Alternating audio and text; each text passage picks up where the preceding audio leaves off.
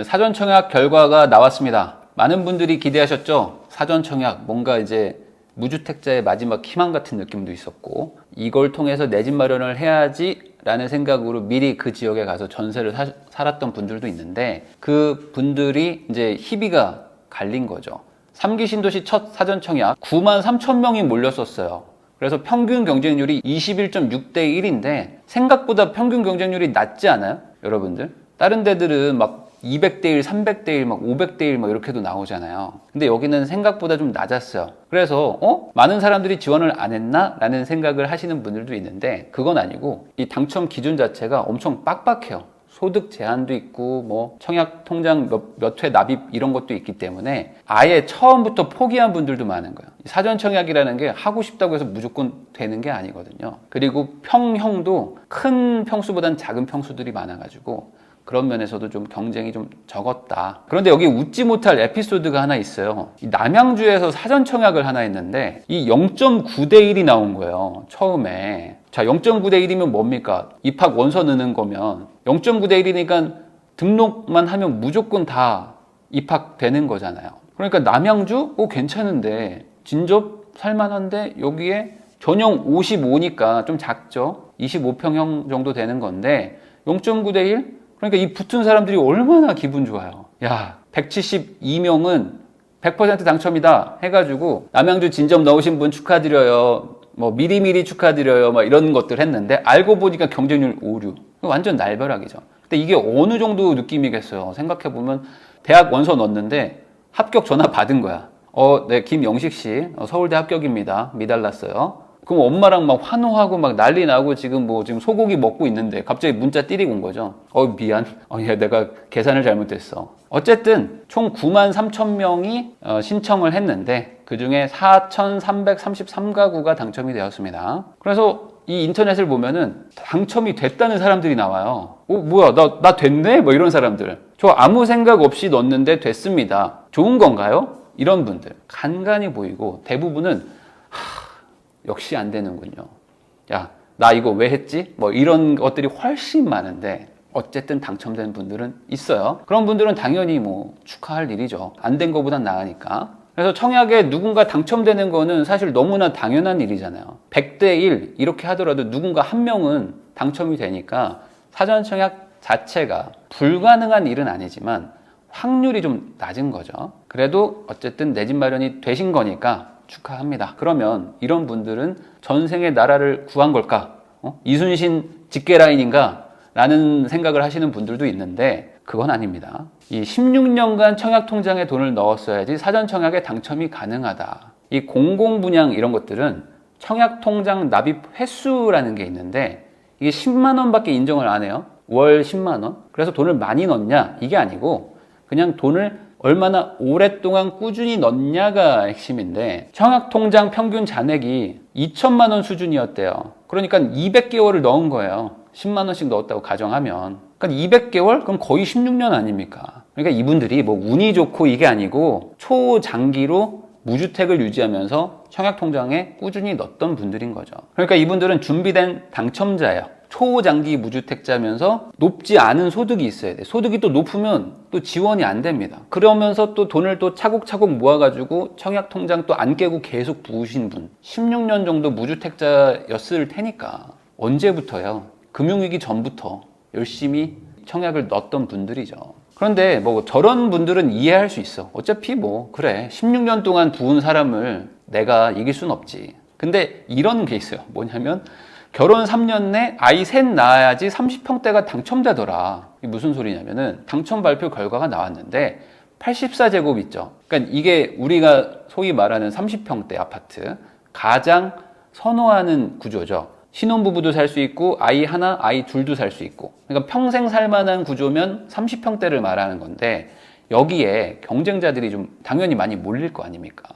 근데 여기가 다 만점이에요. 이 사람들의 조건을 보니까 세 자녀가 있어야 된다. 그리고 거주기간이 3년 이상이어야 돼. 그리고 청약통장도 2년 이상을 해야 되고 혼인기간이 3년 이하여야 된다. 생각해보세요. 애가 3명이어야 되는데 혼인기간이 3년 이하여야 돼. 그럼 이건 뭔가 연년생으로 3명 낳아요? 그러니까 거의 3년 안에 셋을 낳는 조건인 사람들 아니고서는 안 된다. 그래서 84제곱이 전체 2%인 73가구에 불과해서 경쟁률은 215대 1이었다. 그러니까 이게 안 되는 거죠. 사실 안 되는 거다.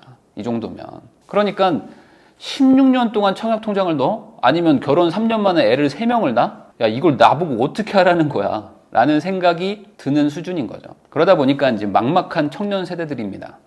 어떡하지? 나 진짜? 사전 청약만 믿고 있었는데 애 셋? 솔직히 못 낳겠는데? 근데 청약통장 16년? 나 이제 뭐 한 6년 넣었는데? 어떡하지? 그러니까 정부도 이게 눈치가 보이겠죠? 야, 이거 사전 청약 이거 4,000개 지금 당첨시키긴 했는데 야, 이거 국민들이 이거 좀 화날 것 같은데? 그러니까 어떻게 하냐?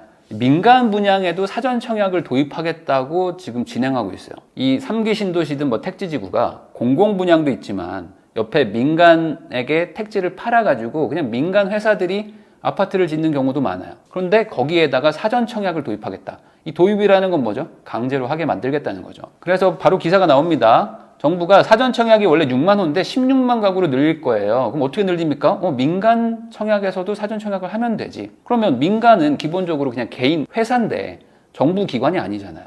그러면 얘네들을 어떻게 이걸 하게 만드냐? 하라고 무조건 강제할 수는 없잖아요. 그럼 어떻게 하게 할 거냐? 이렇게 한대요. 야, 니네들 와봐. 네, 형, 안녕하세요. 잘 지내셨죠?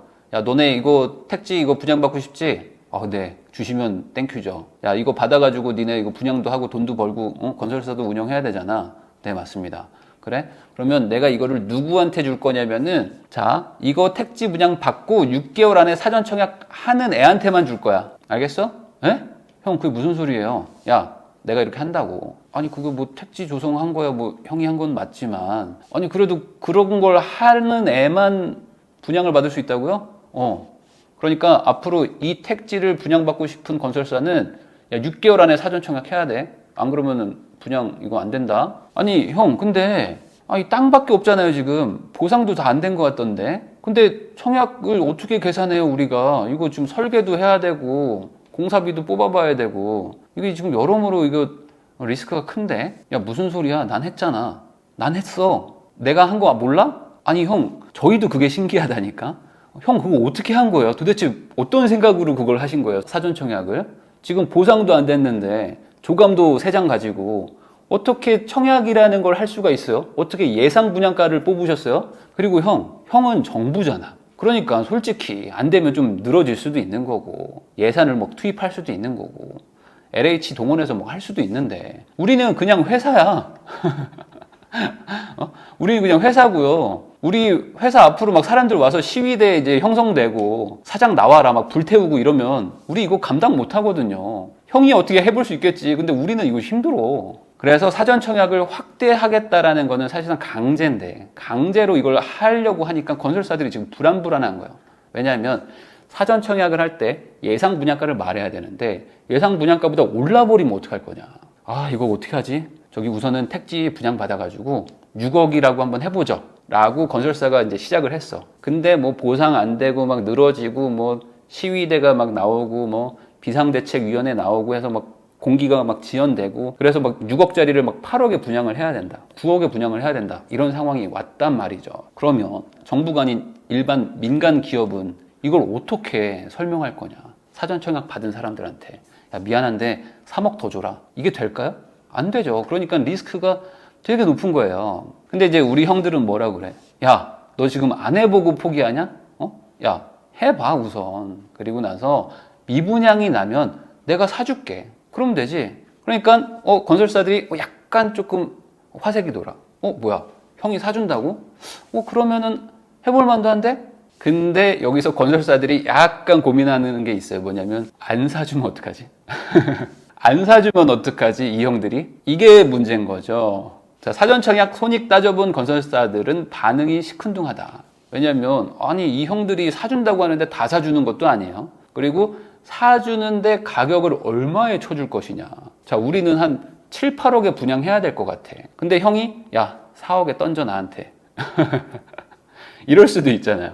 아니 이미 택지 분양 다 해놓고 막 사전 청약 다 해놨는데 형 우리 7억에 팔아야 돼. 야 무슨 소리야. 우리 단가가 딱 정해져 있어. 이거 봐 정부 표준 단가 딱 따져보니까 4억이다. 4억에 던져. 아니면 미분양 또 안 뜬지. 이러면 할 말이 없어지잖아요. 그러니까 이거 좀 걱정인 거죠.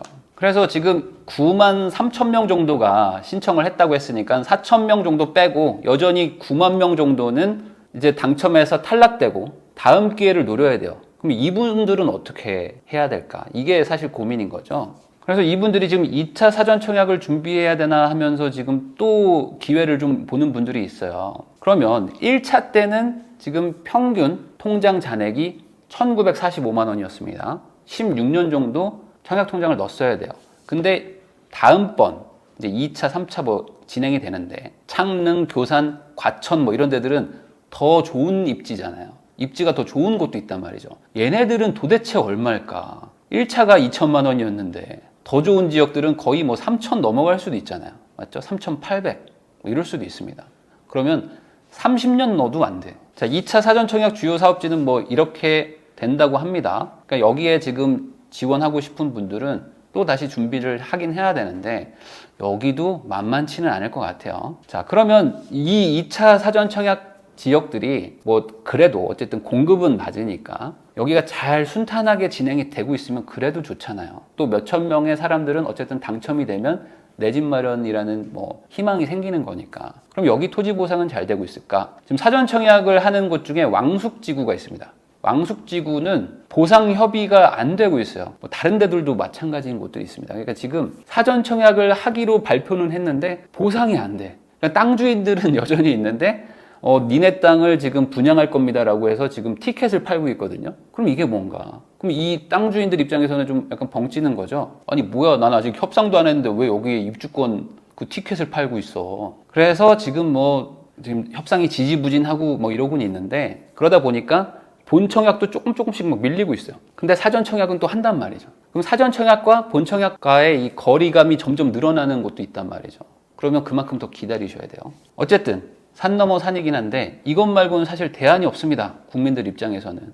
지금 뭐 공급이 없으니까. 그러면 이제 사전 청약을 신청한 분들 한 9만 3천 명, 9만 4천 명 정도의 분들 중에 이제 세 가지 케이스가 있을 거예요. 그래서 이런 분들은 이제 어떻게 앞으로 준비를 하고 대응을 해야 될까에 대해서 말씀을 드리면 먼저 당첨된 사람들이 있죠. 이분들 4,300가구 이분들은 기분 되게 좋으실 겁니다. 그리고 당첨됐으니까 뭐 싸게 샀어요. 뭐 주변에서 막 축하해주고 너무 좋겠다. 새 아파트 생기니까 좋겠다. 막 이렇게 말하는 분들 많은데 이것도 한번 잘 고민을 해봐요. 당첨됐다고 해서 무조건 좋은 일인가? 아닐 수도 있습니다. 사실.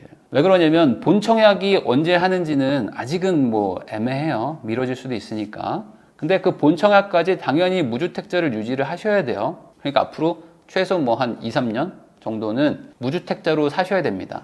근데 문제가 있죠. 그럼 그 뒤로는 주택을 사면 되냐? 안 되겠죠. 지금 유주택자가 되면은 뭐 대출이나 이런 것들이 다 막히기 때문에 입주까지 무주택자를 유지를 하셔야 될 거예요. 현실적으로.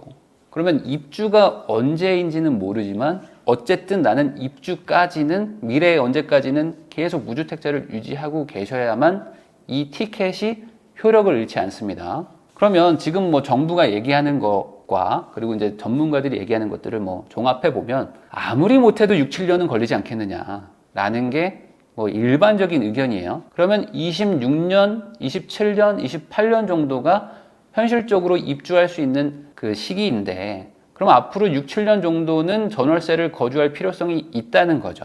그리고 여기에서 중간에 집을 사버리면 이 티켓의 효력은 잃어버립니다. 그러면 이렇게 말하는 분도 많을 겁니다. 안 된 것보다 100배 낫죠.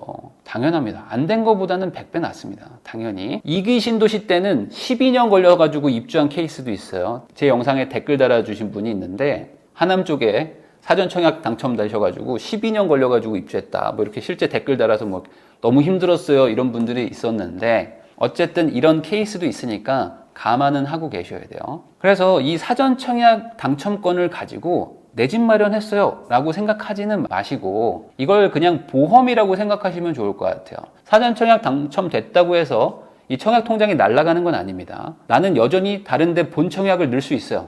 이 사전 청약 이거 말고 여전히 민간이나 뭐 공공으로 분양하고 있는 곳들이 있잖아요. 그러면 그런 곳에 이건 그냥 그대로 놔두고 그냥 다시 또 그 청약을 넣어보는 거죠. 그래서 되면 이 사전 청약 당첨권이 없어지는데 상관없죠. 나는 지금 집이 필요한 건데 6, 7년, 7, 8년 뒤에 들어가는 집보다 지금 본청약 하는 데는 어쨌든 공사가 들어가는 거니까 3, 4년 안에 들어갈 거 아니에요. 그럼 훨씬 빨리 내 집 마련이 되니까 이건 그냥 보험이라고 생각하시고 이 당첨권을 너무 믿지 말고 청약을 또 넣어보시는 걸 추천합니다. 그래서 사전 청약보다 빠른 입주 물건들의 청약을 계속 시도하시면 된다.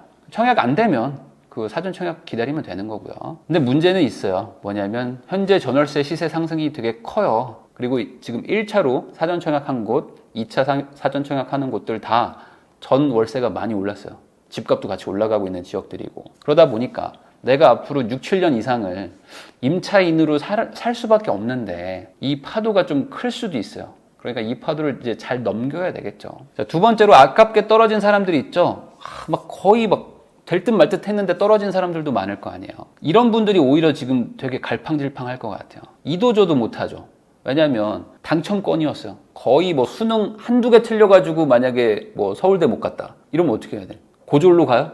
보통 재수하잖아요. 나 컨디션 난조로 한두 개 틀렸어. 그러면 1년 다시 해보자. 이런 마음이 드는 게 인지상정인데 이런 분들이 다시 도전을 하겠죠. 근데 사전 청약이라는 게 한 번에 대규모로 나오면 좋겠는데 그게 아니에요. 상반기 조금, 하반기 조금, 또 그 다음에 상반기 조금 이렇게 조금씩 풀립니다. 그러니까 계속 경쟁자들은 계속 몰리는 거야. 그러면 이제 집안에서 이런 얘기를 하겠죠. 여보, 그냥 우리 포기하고 집 사자. 라는 분들도 있을 거고 아니야. 한 번만 더 해보자. 한 번만 더 해보자. 내년 상반기 한 번 더 도전해보자. 그러니까 재수하는 거죠. 재수 떨어지면 삼수하는 사람도 있을 것이고. 근데 13대 1의 확률이야. 어때요? 왠지 될 것 같잖아요. 13대 1? 해볼만 할 것 같아. 13명이 지원하면 1명은 붙고 12명이 떨어지는데 그 중에 1명이 내가 되면 되잖아요. 이런 마음이 든다. 그래서 마치 토요일 8시에 이제 로또 당첨을 기다리는 사람의 마음처럼 왠지 내가 될 것 같아. 이런 분들이 이제 청약 준비를 하려고 할 거 아닙니까? 문제는 뭐냐면 이 지역에서 계속 거주를 하셔야 돼요. 당해 지역 가점이 있기 때문에 무조건 이 지역에 있어야 돼. 떠나면 안 됩니다. 그러면 대부분 또 엄청나게 올라버린 전월세 지역일 거예요. 당첨된 분과 마찬가지로. 근데 당첨된 분들은 떠나면 돼. 딴 데 가면 됩니다. 4,300명은 딴 데 가서 살면 되거든요. 근데 이분들은 못 떠나요. 여기서 이제 청약을 노려야 되니까. 그러면 여기서 어떻게 올려줄 거냐. 나는 당첨도 안 됐었는데. 근데 이 지역들이 대부분 지금 매매가도 같이 올라가고 있는데 전월세도 같이 올라가고 있는 지역들이에요. 그러니까 당첨된 분들은 떠날 텐데 비싸니까 당첨 안 된 분들은 남아 있어야 돼. 재수 비용이 높단 말이죠. 그런데 이분들이라고 무조건 되는 게 아니잖아요. 되면 좋은데 안 될 가능성도 있잖아요. 13대 1에 4번 도전했는데 결국 떨어지는 사람들도 있단 말이죠. 그러면 전세는 전세대로 계속 올려줬겠죠. 그리고 매매는 당연히 못하죠. 무주택을 해야 되니까. 그런데 청약은 또 안 돼. 이런 최악의 상황에서 결국에 마지막에 못 버티고 그냥 나와버리면 어떻게 되는 거냐. 그렇지만 이거는 그냥 남의 일이니까 제가 편하게 얘기하는 거지 내가 이 입장이면 솔직히 포기하기가 어렵죠. 아깝게 떨어진 분들. 그런 분들은 포기가 쉽지 않을 것이다. 그렇지만 결단은 본인의 몫이죠. 재수를 하는 경우도 있고 그냥 다른 대학교에 그냥 입학하는 경우도 있는 거니까. 세 번째로 이제 광탈한 사람들이 있습니다. 이제 광속 탈락이죠. 그냥 넣자마자 바로 그냥 이거는 가망 없는 분들. 이런 분들은 오히려 좋다고 생각하는 것도 좋을 것 같아요. 오히려 좋다. 왜 그러냐? 이 3기 신도시를 이제 신청했던 분들이 대부분 뭔가 치열하게 분석해서 했다기보다는 그냥 막연하게 기대했던 분들이 많거든요. 그냥 우리 동네 사전 청약하네? 여보 우리 넣어볼까? 했던 분들이 많아요. 근데 어때요? 현실은 매운맛이죠. 현실은 아주 씁니다. 에? 뭐라고요? 16년 동안 청약 통장을 넣어야 당첨된다고요? 라는 거를 이번에 아신 분들도 있을 거예요. 3년 만에 애를 3명을 낳아야지 된다고요? 이걸 내가 어떻게 해? 그러니까 안 되는구나라고 체념하는 게 오히려 좋을 수 있다. 자, 1차 사전 청약 떨어진 수요자들이 추격 매수에 나설까요? 라는 기사인데요. 어떻게 생각하세요, 여러분들은? 이럴 가능성도 높죠. 인천시 거주하는 30대 A씨는 사전 청약을 넣었는데 광탈했다. 그래서 안 되겠다. 송도나 검단에 아파트 하나 사러 가야 되겠다. 왜냐면 전세나 월세는 막 올라가고 있는데 내가 유일하게 기대했던 게 사전 청약인데 사전 청약에서 떨어졌는데 아깝게 떨어진 것도 아니고 그냥 완전히 격차, 초격차로 떨어지는 거예요. 그러면 이분들은 어떻게 해야 됩니까? 앞으로 분양이 별로 없는데 다 사전 청약이고 다 공공이고 다 공공임대, 공공분양인데 그럼 답이 없잖아요. 기존에 있는 아파트 사는 수밖에. 그러면 이런 분들이 몰려갈 것이다 다시.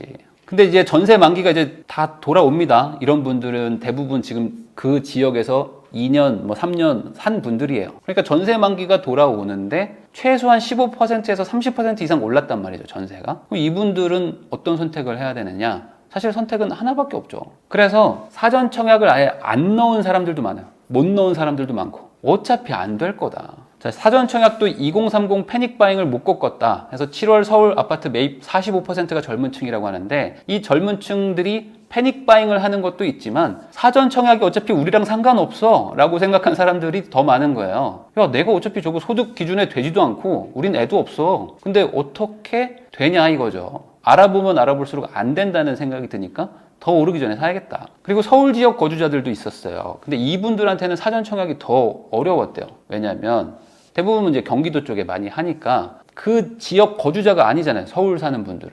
99.6%는 그 지역 거주자들이고 0.4% 정도가 이제 서울에 사는 사람들인데 지금 서울에도 많은 분들이 지금 청약을 노리고 있었는데 해보니까 안 되는 거예요. 근데 서울은 어때요? 지금 전세가 난리 났잖아요. 서울은. 그럼 전세 올려주라고 지금 주인들이 기다리고 있는데 지금 집을 살 거냐 아니면 전세를 올려줄 거냐의 선택이다. 근데 많은 분들이 아시겠지만 지금 22년부터 24년까지는 사상 최악의 공급량입니다. 이거를 어떻게 넘길 거냐, 이 보릿고개를 넘기려고 하는데 너무 막막한 분들이 있죠. 지금 나가야 되고. 그래서 이런 분들은 어떤 선택을 했느냐? 이거 같아요. 결국에 2030 세대들이 많은데 이 사람들은 안 되겠다. 매수하기로 결심한 것 같다. 사전 청약을 기다렸던 분들이 결과 성적표를 받아보고 안 되겠다라고 하면서 이제 또 움직일 수도 있다. 이게 하반기, 내년 상반기에 또 겹치기 시작하면은 또 잠잠했던 수요를 자극할 것이다 라고 생각을 합니다. 많은 분들이 이걸 고려해서 판단을 잘 하세요.